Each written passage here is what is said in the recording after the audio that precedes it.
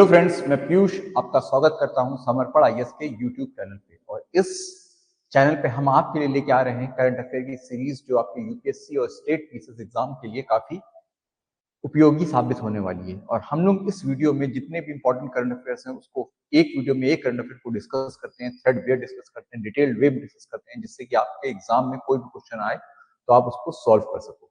तो इस वीडियो में हम आपके लिए एक बार फिर से एक नया इंटरेस्टिंग टॉपिक लेके आए हैं। तो चलिए आज का वीडियो शुरू करते हैं। इसी के साथ जो हमारा आज का टॉपिक है वो है अर्थक्वेक इन तिब्बत। आपको मालूम होगा अभी रिसेंटली 7 जनवरी को एक अर्थक्वेक आया है। कहां पे? तिब्बत में, जो चाइना का तिब्बत रीजन है वहां पे ये अर्थक्वेक आया है और काफी लोग इसमें मारे गए हैं। तो हम लोग इस अर्थक्वेक जो तिब्बत में आया है उसके बारे में जानेंगे इस न्यूज में। ये क्यों हमारे लिए, क्योंकि ये चाइना में आया है, लेकिन हमारे लिए क्यों अर्थक्वेक की लोकेशन मैटर करती है और क्यों अर्थक्वेक इस रीजन में लगातार आ रहे हैं। तो चलिए आज का वीडियो इसी के साथ शुरू करते हैं। तो आपको मालूम होगा कि रिसेंटली एक 7 जनवरी को 2025 में अभी एक अर्थक्वेक आया है। कहां पे? चाइना के तिब्बत रीजन में। और ये डिवास्टेटिंग अर्थक्वेक है जिसने अराउंड 126 लोगों की जान ली है। और इसके जो ट्रिमर्स हैं, जो इसके झटके हैं, वो चाइना के साथ साथ आपके जो नेबरिंग नेपाल है वहां पे भी किए हैं और इनफैक्ट इंडिया में भी फील किए गए हैं अप टू कोलकाता रीजन। मतलब नेपाल से पास में कौन है? बिहार। तो बिहार में फील किए गए हैं और बिहार से भी आगे चले आओ तो वेस्ट बंगाल के कोलकाता सिटी तक इसके झटके महसूस किए गए हैं। जो चाइना का जो एजेंसी है जिसका नाम है चाइना अर्थक्वेक नेटवर्क सेंटर, उन्होंने इसके मैग्नीट्यूड को 6.8 बताया है। जबकि जो यूएस की एजेंसी है यूएस जियोलॉजिकल सर्वे, उसने इसको 7.1 बताया है। अब जब भी कोई अर्थक्वेक आता है तो उसका एक एपी सेंटर होता है कि जहां पे वो झटके पहली बार महसूस किए जाते हैं और सबसे ज्यादा तीव्रता से महसूस किए जाते हैं। तो ये इसका जो एपी सेंटर है वो कहां पे लोकेटेड है? वो एक चाइना की तिंगरी काउंटी है, वहां पे लोकेटेड है। और तिंगरी काउंटी का है जो चाइना का तिब्बत ऑटोनॉमस रीजन है उसके जिगासे एरिया में इस तिंगरी काउंटी लोकेटेड है। और यहीं पे इस अर्थक्वेक का सेंटर, एपी सेंटर था। जिगाजे जो है, जो जिगाजे इनका एरिया है, जो जिगाजे रीजन है, वो इंडिया के साथ बॉर्डर जो है चाइना का, उसके पास में ही है ये रीजन। ये इंडिया से बहुत दूर नहीं है ये रीजन, इसीलिए ये अर्थक्वेक हमारे लिए मैटर करता है। तो ये मैप है, ये देखिए, ये जो है तिब्बत का तिब्बत ऑटोनॉमस रीजन जिसकी हम बात कर रहे हैं, इसका ये जो एरिया है जो पिंक है, ये है आपका जिगासे। और जिगासे का एक शहर है तिगरी, जहां पे ये अर्थक्वेक आया है। जो तिगरी जो है वो एपिसेंटर है इसका। तो तिगरी कहां लोकेटेड है? जो माउंट एवरेस्ट है। माउंट एवरेस्ट जो है वो नेपाल और चाइना की बॉर्डर पे लाई करता है। तो माउंट एवरेस्ट पीक से 90 किलोमीटर नॉर्थ ये तिगरी लोकेटेड है, जो कि चाइना का नेपाल के साथ बॉर्डर है। वहां से समझ लीजिए आप, वहीं पे आपका माउंट एवरेस्ट है और उस माउंट एवरेस्ट से ये 80 किलोमीटर दूरी पे लाई करता है। जिगासे जो है, जिगासे जिस एरिया में तिंगरी पड़ता है, जिगासे को सिगास्ते भी बोलते हैं। और ये सिगास्ते जो है वो आपने देखा, यहीं पे आपका नेपाल है और यहीं पे इसके आपके इंडिया है। तो ये इंडिया से काफी करीब है। और टिगरी काउंटी जो है उसको माना जाता है चाइना की साइड से, अगर आपको माउंट एवरेस्ट के लिए जाना है, माउंट एवरेस्ट की चढ़ाई करनी है, तो तिगरी काउंटी जो है उसको माउंट एवरेस्ट का गेटवे बोला जाता है फ्रॉम चाइनीज साइड। तो जो माउंटेनियर्स आते हैं, जो टूरिस्ट आते हैं, जो अगर उनको चाइना की तरफ से माउंट एवरेस्ट को चढ़ रहे होते हैं, तो वो तिंगरी काउंटी में ही आके अपना कैंप लगाते हैं या तिंगरी काउंटी के थ्रू ही जाते हैं। अब ये जो तिंगरी काउंटी है ये आपका 4 से 5 kilometre above sea level located है। इस लोकेशन हमने बता दी, ये माउंट एवरेस्ट से 80 किलोमीटर नॉर्थ में है। ये जब अब ये आया कहां पे है? ये आपके तिब्बत एरिया में आया है। तिब्बत से रिलेटेड कौन है? दलाई लामा रिलेटेड है। जो दलाई लामा यहाँ की स्पिरिचुअल गुरु है, जो तिब्बतन बुद्धिज्म उसका स्पिरिचुअल गुरु है और इस समय इंडिया में रहते हैं। तो उन्होंने भी इसके ऊपर, और जो अर्थक्वेक में जो मारे गए लोग हैं उसके ऊपर उन्होंने शोक व्यक्त किया है अपना। अब आते हैं हम लोग ये समझते हैं कि ये अर्थक्वेक की लोकेशन जो है वो मैटर क्यों करती है, वो हमारे लिए इतनी इंपॉर्टेंट क्यों हो जाती है, why does it matter for India.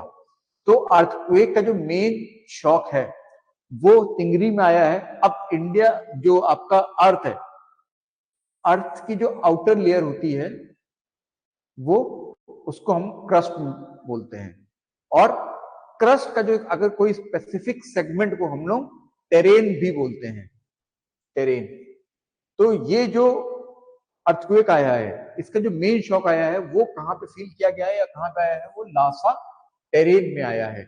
और लासा टेरेन में ही जो चाइना का proposed world largest hydro electric power dam है, वो इस लासा टेरेन में ही पड़ता है। हालांकि अभी ये डैम बना नहीं है, अभी ये चाइना इसको बनाएगा, लेकिन ये जो है इस लासा टेरेन में ही पड़ता है। तो इस लासा टेरेन में ये काफी बड़ा अर्थक्वेक आया है, इससे पहले भी अर्थक्वेक आए थे। तो ये इसीलिए ये लोकेशन मैटर करती है और हमारे लिए ज्यादा इंपॉर्टेंट हो जाती है, क्योंकि यहाँ पे चाइना प्लान कर रहा है कि वो यारलुंग सांगपो रिवर, जिसको हम लोग इंडिया में ब्रह्मपुत्र बोलते हैं, उसके ऊपर दुनिया का सबसे largest hydro electric power project वो बनाने वाला है। और इसको चाइनीज गवर्नमेंट ने लास्ट मंथ दिसंबर 2024 में अप्रूव्ड भी किया था।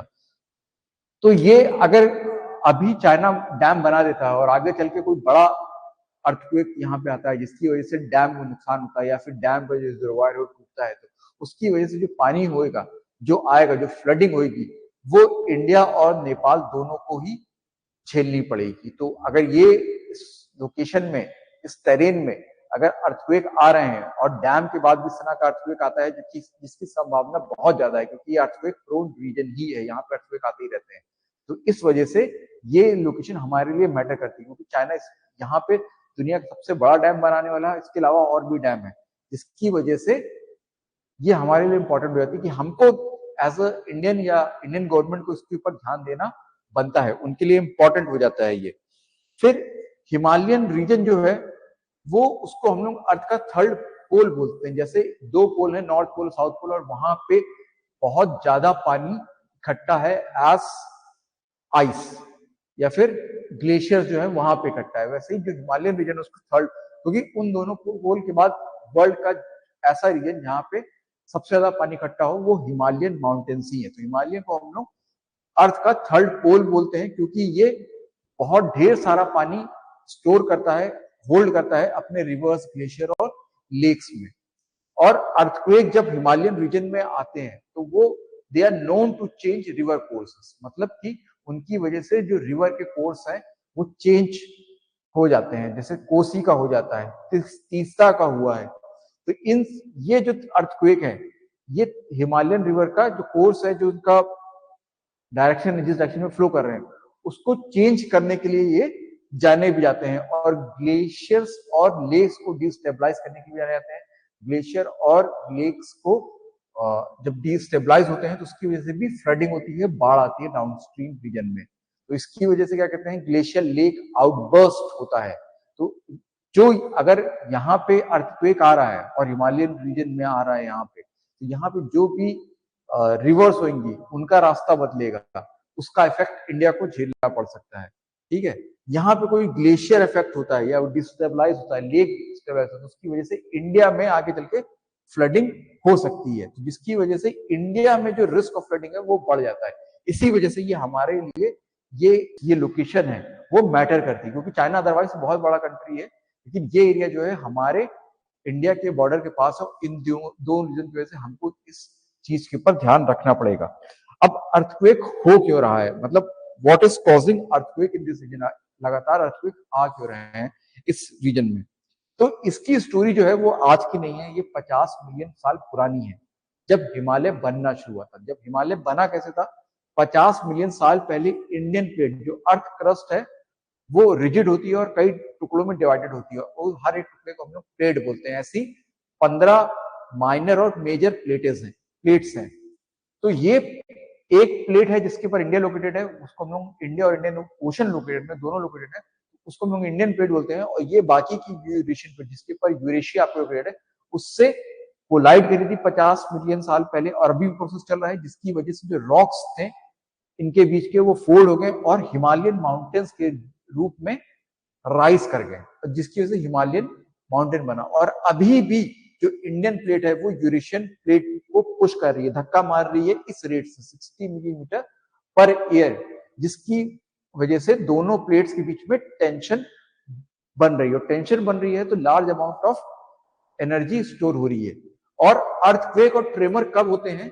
जब वैसे तो अर्थ जो प्लेट्स होती हैं जब वो एक दूसरे से आके जुड़ती हैं तो उनके बीच में फ्रिक्शन होता है, और फ्रिक्शन की वजह से वो अपनी जगह को होल्ड करके रखती है। लेकिन जैसे जैसे कभी कभी चूंकि ये पुश भी कर रही है तो बहुत ढेर सारा स्ट्रेस डेवलप हो रहा था, एनर्जी स्टोर हो रही होती है। तो कभी कभी जो स्ट्रेस होता है, जो एनर्जी स्टोर होती है, वो उस फ्रिक्शन को ओवरकम कर जाती है और यही एनर्जी रिलीज करती है अर्थक्वेक के फॉर्म में, अर्थक्वेक वेव्स के फॉर्म में, जो कि अर्थ की बॉडी और अर्थ की क्रस्ट में ट्रेवल करती हैं और उसको हिलाती हैं, शेक करती हैं और डिवास्टेशन कॉज करती हैं, मतलब कि तबाही लेके आती हैं। तो इसकी वजह से ही यहाँ पे जो हिमालयन माउंटेन बना है इंडिया और चाइना के बीच में, और इंडियन और यूरेशियन प्लेट आज भी कोलाइड कर रही हैं इस रेट से। इसी वजह से इस एरिया में लगातार अर्थक्वेक आ रहे हैं, और ऐसा बोला जाता है कि बहुत बड़ा अर्थक्वेक ड्यू है कि जो आने वाले कुछ टाइम में होगा। 1950 से जियोलॉजिस्ट ने मोर देन 21 अर्थक्वेक्स रिकॉर्ड किए हैं ऑफ मैग्नीट्यूड 6 और हायर। कहां पे? केवल लासा टेरेन के अंदर, जिस एरिया में ये अर्थक्वेक आया है। और जो स्ट्रॉन्गेस्ट अर्थक्वेक था वो एक सिटी थी मेनलिंग,